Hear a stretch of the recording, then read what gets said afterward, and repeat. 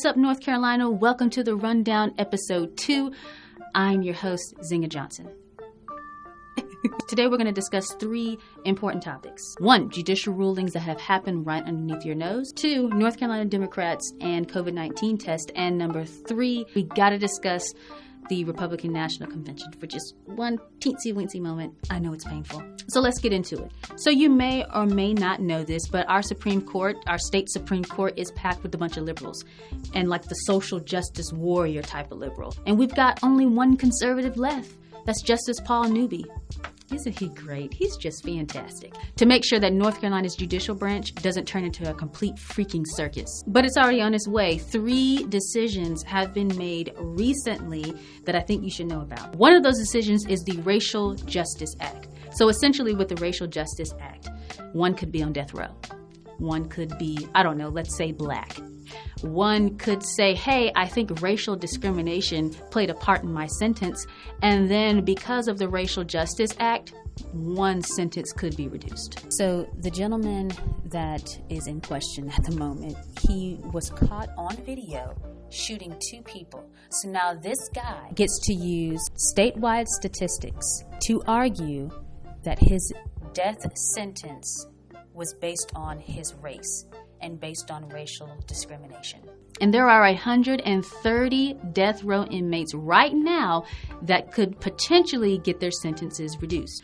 So you guys know me enough by now, hopefully from the first video, that when these crazy stories comes up, I just gotta make fun of it. You gotta find the humor in things. For instance, our very own Justice Anita Earls cited a North Carolina Supreme Court ruling in which Confederate soldiers who committed heinous crimes or may have committed heinous crimes while in uniform were given some kind of amnesty. They were kind of protected under that ruling. So the same standard that was used for the evil Confederates that are the embodiment to someone like Anita Earls, the embodiment of racial discrimination and racial injustice in this country, that same standard is now being used on blacks who also committed heinous crimes, and their sentences may be reduced.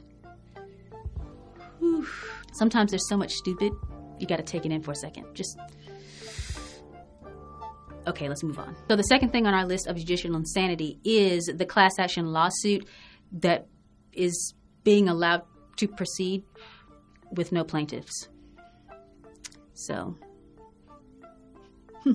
a man by the name of Chambers is suing a major hospital in this state over a $14,000 emergency bill. The hospital dropped their efforts to collect the money, so there's really nothing else to complain about, yet our judges are allowing that lawsuit to continue with no plaintiffs.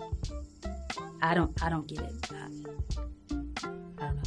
But we'll move on anyway. Now we're going to talk about the third thing, okay, which is probably the craziest out of all of these, is the whole thing about internet child predators. So get this guy in Lincoln County, he's chatting up with whom he thinks is a 14-year-old boy.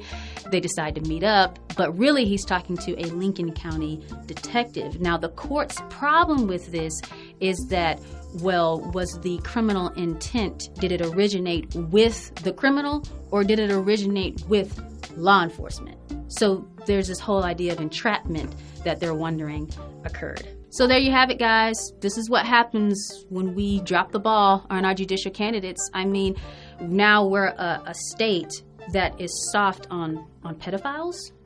I mean, that's literally where we are right now. And this is happening right under your noses. But we're going to move on, because if we don't, we're going to fry every freaking brain cell that we have, and we need those in order to vote in November. So good news, Roy Cooper finally got a COVID-19 test. Roy Cooper last week, if you remember, he was protesting with hundreds of people without a mask. Even if it was for a short bit of time, he was still there.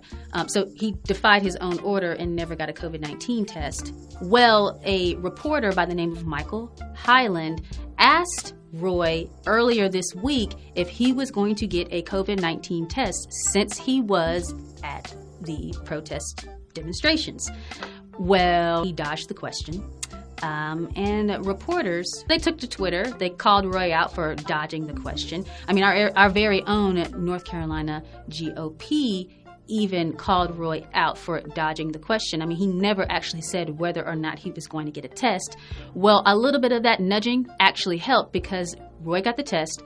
Good thing is he's not sick. Bad thing for us is this story shows that Roy Cooper is willing to make rules to govern us, but the rules, in his mind at least, do not apply to him. And sadly, we do have to talk about the Republican National Convention, which is officially being held in Jacksonville, Florida.